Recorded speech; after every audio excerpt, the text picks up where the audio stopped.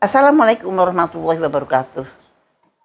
Teman-teman, sahabat Siti Fadilah dimanapun Anda berada. Kali ini Anda mau saya ajak ke nursery atau ke tempat aglonema yang cantik-cantik.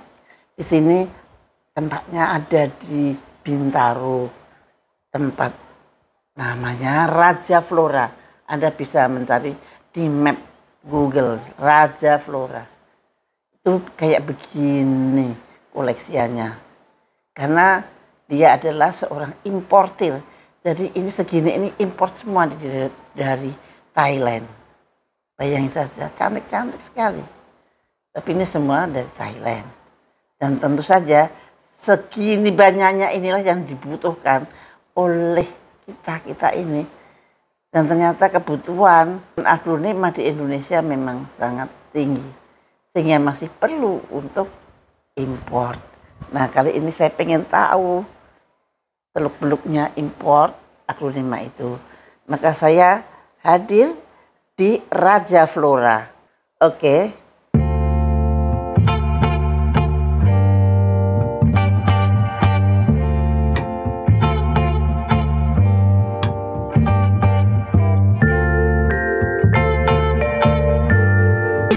Assalamualaikum warahmatullahi wabarakatuh. Apa kabar sahabat Siti Fadilah dimanapun Anda berada? Saat ini saya berada di taman bunga yang sangat indah di Raja Flora. Di mana sih Raja Flora itu? Geraha Raya Bintaro, Tangerang. Nah, kalau Anda menyusuri jalan itu banyak sekali tanaman-tanaman hias. Tanaman-tanaman hias. Ya. Tapi di situ ada juga toko yang sangat menarik untuk saya kunjungi, yaitu Raja Flora dan Ratu Flora, punyaannya suami istri. Sekarang kita sedang berada di Raja Flora. Siapa sih pemiliknya? Pemiliknya adalah seorang importir yang besar, importir yang sangat ternama di Indonesia, yaitu Pak Kusnandar ya Bu. Kalau saya panggil Pak Nandar, lengkapnya Nandar, siapa Pak? Nama asli saya Kusnandar Bu, tapi dipanggil Nandar. Ya Pak Nandar, yang terkenalnya Pak Nandar ya Pak Nandar, ya. Bu. Ya. Dari dulu. Kita dari 2004 sudah importir, orang tahunya saya Nandar aja. Oh ya. Pak Nandar tuh saya ketemu Anda. Iya Bu. Saya sangat kagum gitu. Anda tuh masih muda banget tetapi sudah menjadi importir yang luar biasa di Indonesia ini. Ya, dulu kita sebenarnya ketemu di ASA Bu, pembentukan ASA. Oh ya. Iya, coba kan waktu itu kalau dilibatkan sama ASA saya nggak mau di organisasinya karena nanti repot. Saya memang diimportir. Oh iya. Gitu, banyak waktu kita. Importir aja nggak banyak ya Pak ya. Importir di Indonesia itu kira-kira berapa banyak Pak? Importir aglonema. Yang aktif di tanaman hias kurang lebih antara 10 atau 12 orang Bu.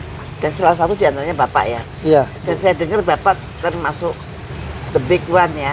Ya biasa aja sih Bu, cuma orang bilang aja gitu. Selalu merendah. Jadi apa namanya, kalau Anda lihat di Raja Flora dan Ratu Flora itu koleksi tanamannya sangat bagus banget. Seperti Anda lihat di sini. Pak Nandar, di Raja Flora ini kok banyak sekali macamnya dan bagus-bagus, seger-seger. Itu ada berapa macam sih? Kurang lebih di kita sekitar 200 sih Bu. Walaupun aglonema tuh kurang lebih semua ada 700 spesies jenis nama gitu. Tapi kita baru ada 200. Bagus ya. Yang kayaknya yang Anda openin yang bagus-bagus aja ya. Iya, yang kita impor yang laku aja lah di Indonesia sama yang berkarakter. Ini apakah ini juga impor Pak ini?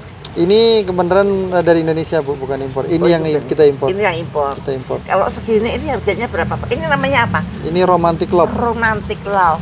Harganya berapa Pak segini? Ini sekitar 10 jutaan Bu. 10 jutaan. Nah ini kan sudah indukan ya Pak ya? Ya ini tinggal sudah tani ini Pak. Ini tinggal saya kasih pisau, ibu potong-potong. Dipotong-potong. Bisa jadi 20 juta. Ini Stardust Orange. Ini standar orange. Ini dari mana Pak? Ini aslinya Thailand punya Bu. Oh justru ini aslinya Thailand. Thailand. Kalau sebegini ini dijualnya berapa Pak? Orange. Ini kita jual ke orang 2.500.000 Bu. 2.500.000. Cantik banget. Cantik banget. Tapi saya lihat kok juga selain aglonema Bapak juga ada filo. Ya ini strawberry shake. Apa ini namanya? Strawberry, kilo strawberry ini sekitar 20 jutaan Bu. Ini 20 jutaan. Ini yang orang dulu seneng ini namanya kabel busi. Itu harganya berapa Pak? Ini sekitar 45 Bu. 45 juta. Ya. 45 Kalau juta. masa kemarin booming ini sekitar 100 juta laku Bu. Per daun 25 kalau untuk besar sebegini per daun. Oh ya itu namanya. Kalau sekarang memang lagi agak redup. Itu ya. Iya. Tapi warnanya yang bentong-bentong begitu ya? Justru yang mahal yang aneh aja Bu, yang varigata ini. Varigata kan biasanya tidak bentong-bentong, tapi ini kan varigata yang cantik. Ini variasinya. Gitu Bu. Oh, banyak lagi, banyak banget. Dan harganya itu tidak mahal. Ya kalau ini mahal itu bukan mahal maksudnya harganya memang kita segini. Siapkan tanaman dari yang harga 30.000 oh dari 30.000 sampai ratusan juta. Ratusan juta Bu ada. Ratusan juta. Iya. Oh iya Monstera jenisnya. Ratusan juta.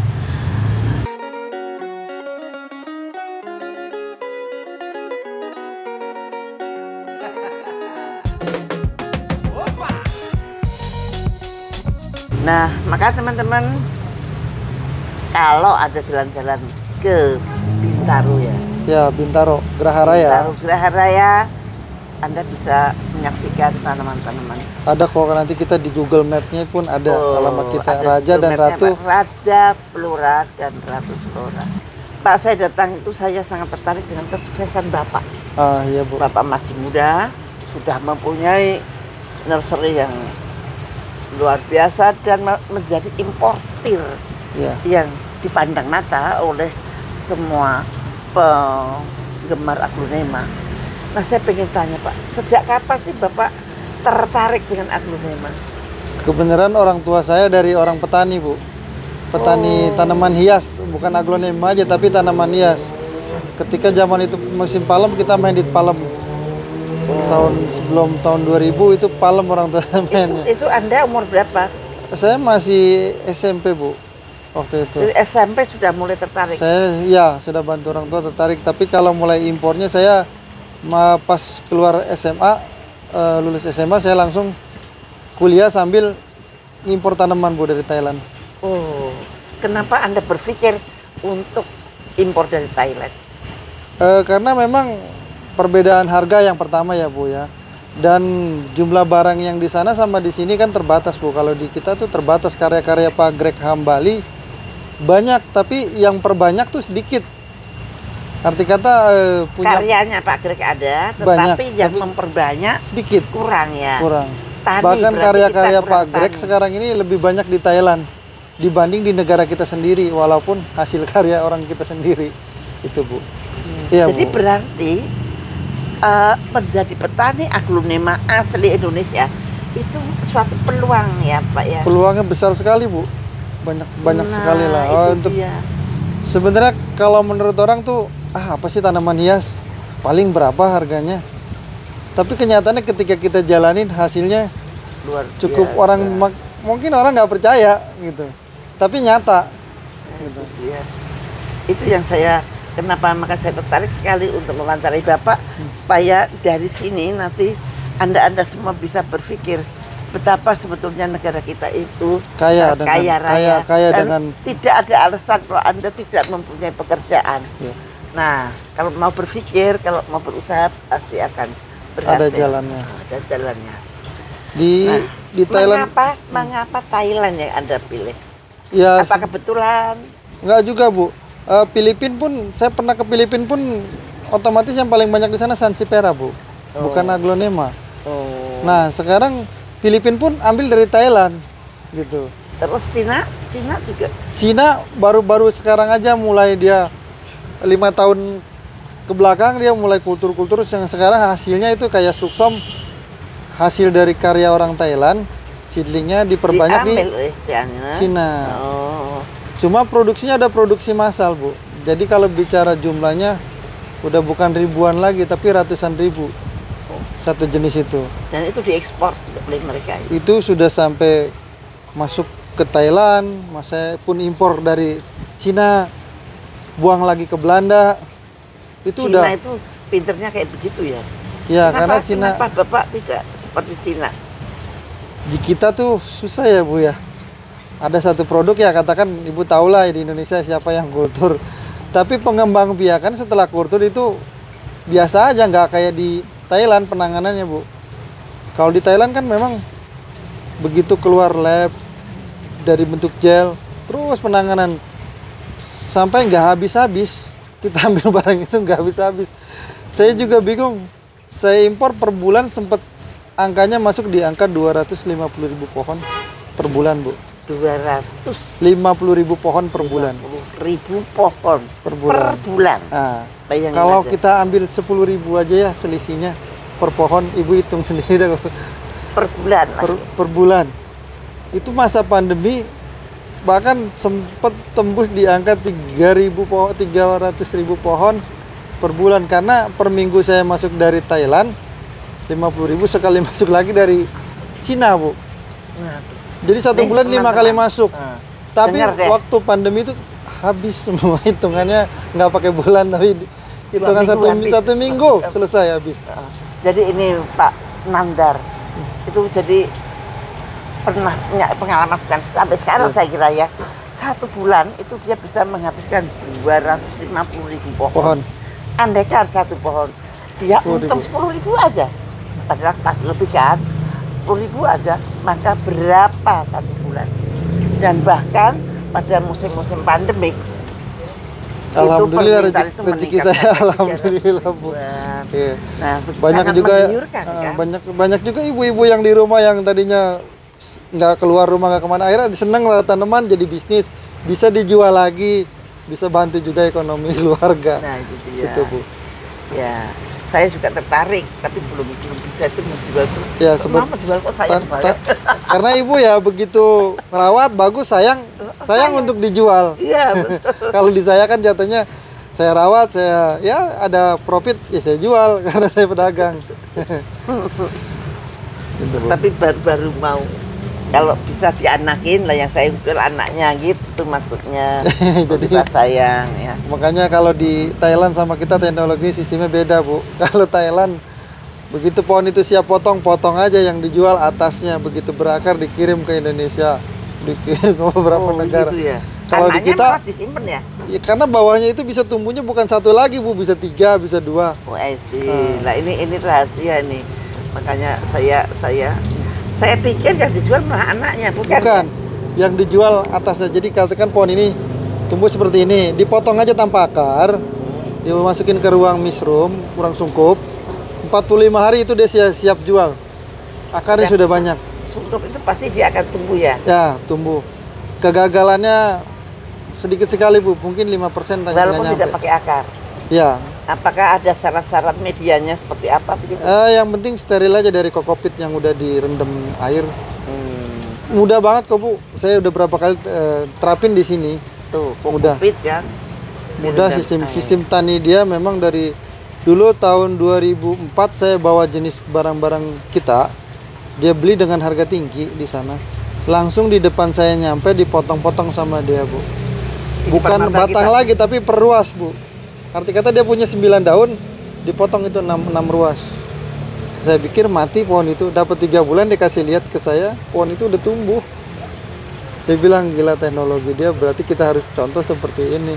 Gitu, produktif banget itu ya. Ya. Karena setiap ruas dia bisa. Makanya saya ya sambil impor sambil belajar, sambil kita lihat trik dia tuh seperti apa. Jadi itu guru saya ya pengalaman. Dari yang saya jalanin. Dan Anda beruntung mulainya pada waktu sangat muda gitu. Ya, kebenaran waktu itu saya sempat vakum Bu, 10 tahun lah kurang lebih. Jadi sampai sekarang menurut Bapak, produsen yang utama di dunia itu masih Thailand? Sekarang ini produksi terbesar ada di Cina Bu. Oh, lah kembali ke Cina? Karena Cina itu produknya, kalau Ibu bicara jumlah, lebih banyak di Cina. Karena Cina itu produknya massal. Tapi kalau variasi lebih banyak di Thailand. Ya, di dunia itu orang kalau mau cari aglonema itu kan nomor 1 ke Thailand. Ya, karena di Thailand jumlahnya lebih banyak, variasi jenis lebih banyak. Nah. Variasinya aja yang lebih banyak, jumlah lebih sedikit. Contoh, kita butuh suksom, Suksom Jaifong.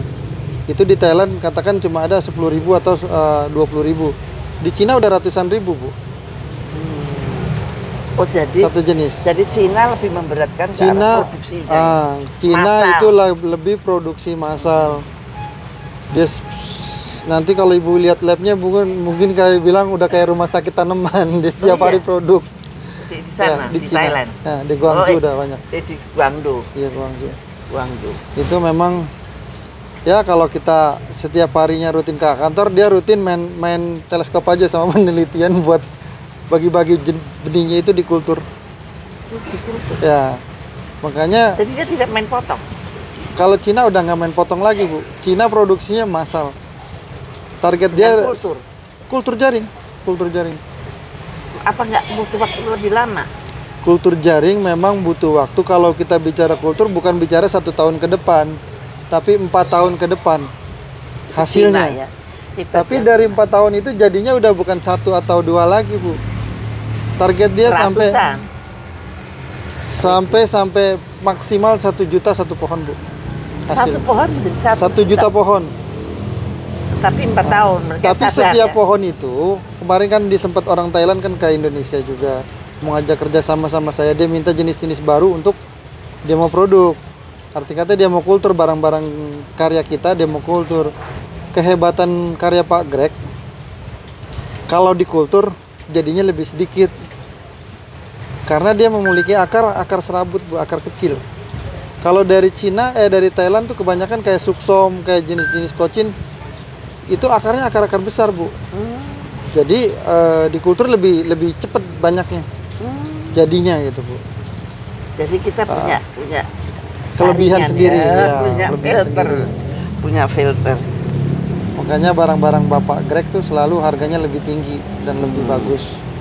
Oke, Pak, apa namanya? Adakah suatu pengalaman yang pahit dalam kurun Bapak menjadi importer ini?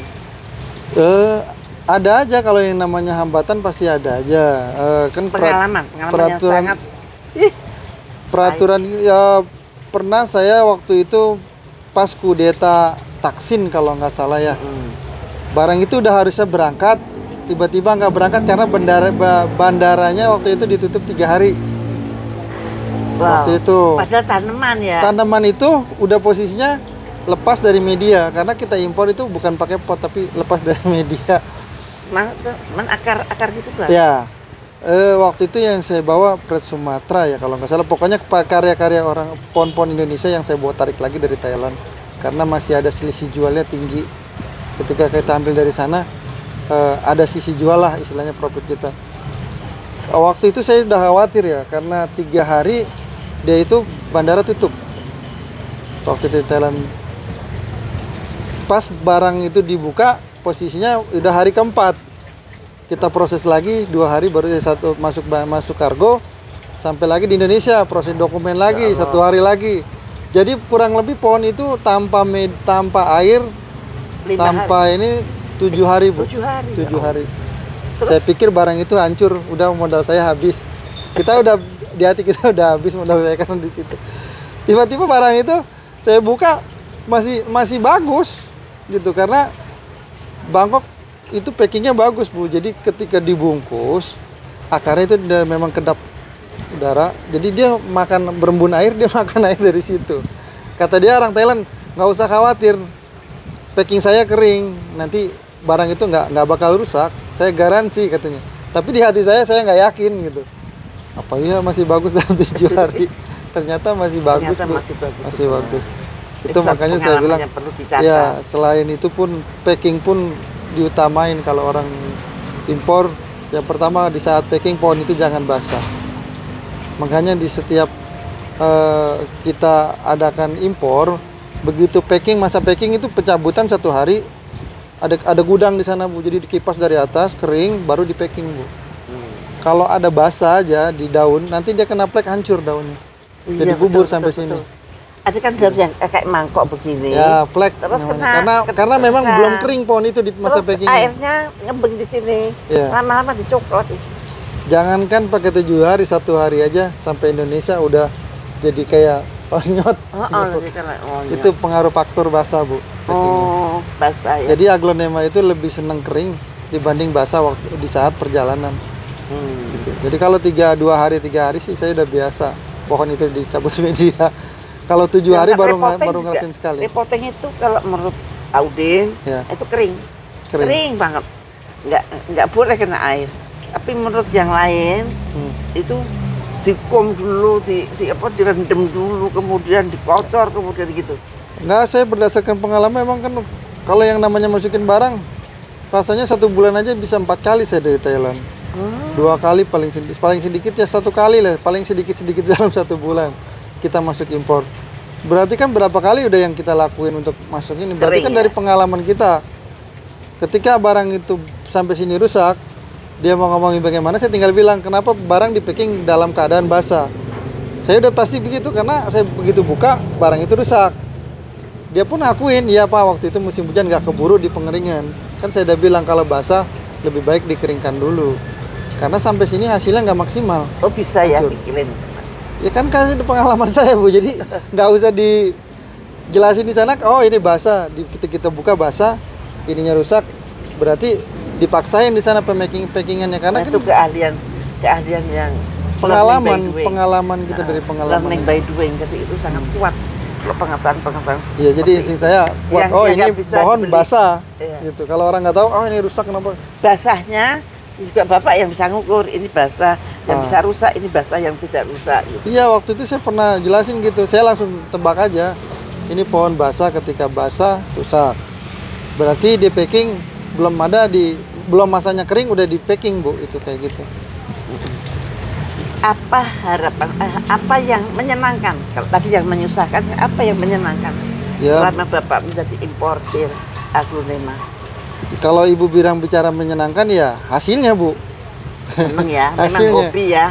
Iya. Hobi dan kemudian menghasilkan uang dari yang tanaman sedikit. hias, saya bisa beli mobil, bisa beli rumah, bisa renovasi rumah orang tua, bisa bantu teman-teman yang tadinya nggak semangat tanaman. Saya support pada dagang tanaman. Orang itu pada punya mobil sekarang, pada punya rumah sendiri. Ya, banyak kok buktinya, kalau Ibu nggak percaya, ada kok di toko saya. Saya percaya, gitu. makanya saya datang jadi kalau Ibu bilang manisnya, ya itu manisnya. Manis ya. Nah, jadi orang berharap tanaman itu berapa sih penghasilannya? Justru saya bilang salah kalau gitu. Salah. Kemudian apa harapan Bapak ke depan? Harapan saya sih, Bu, jangan, kalau kan kemarin pernah Ibu dibilang kan waktu kita di acara ASA, kenapa sih nggak dari Indonesia aja ambilnya? Sekarang kalau saya balik tanya ke yang nanya kan, kalau barang di Indonesia ada seperti di Bangkok, ngapain saya jauh-jauh ambil di Bangkok? Kan permasalahannya di situ, Bu. Berarti kita harus lihat contoh di Bangkok seperti ini, tiru di Indonesia. Nah, baru kita mau ekspor ke negara-negara lain.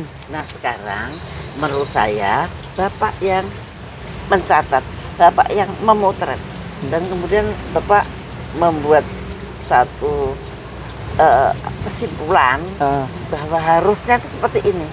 Nah kalau itu ditulis dengan baik dan kemudian itu untuk membangun di Indonesia, dijual aja pakai aja pohon tinggal dipotong. Bapak bikin franchise. Bikin franchise. Jadi dengan modal segini 500 juta misalkan, dengan yang kecil-kecil aja, jangan yang kita main pohonan sebenarnya nggak mesti dari gede, Bu. Misalkan, dari kecil, tapi menjiwai aja yang utamanya. Jadi untuk seperti itu Bapak bikin franchise-nya Bapak. Butuh lahan segini, yang harganya segini, di tempat yang seperti ini, kemudian uangnya segini. Nah nanti semua berasal dari Bapak, bibit dan Bapak.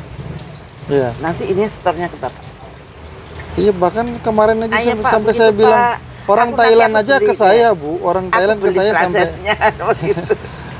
Jadi harapan Bapak yang terutama itu seperti apa? Yang setelah saya dengar tadi, Anda ini sebenarnya kan bisa menguasai pasar sebetulnya, bisa menciptakan pasar sendiri. Yang pertama, saya udah kerjasama sama orang Thailand dari 2004, Bu. Istilahnya saya udah deket lah, istilahnya udah kayak saudara pun sama petani-petani di sana. Yang kedua, ketika kita masuk barang di sini, kan kita namanya dagang ada selisih, Bu. Kalau saya kan ngasih ke seller ya istilahnya. Seller itu nanti ngasih lagi ke orang kedua dan orang ketiga gitu. Tolong harga-harga itu distandarkan, dijaga. Jangan main jatuh-jatuhan, jangan main ngerasa hebat. Jangan, Bu, karena itu nanti akan kebentuk harga itu nggak mewah lagi gitu. Jadi sekarang ini orang yang terjadi main gue lebih murah tanpa tahu kekuatan saya itu kalau saya mau saya bisa Lebih gitu. murah lagi. Ya, Tapi kalau saya lakukan itu mengantukkan. redup tanaman hias di Indonesia. Karena apa? Enggak.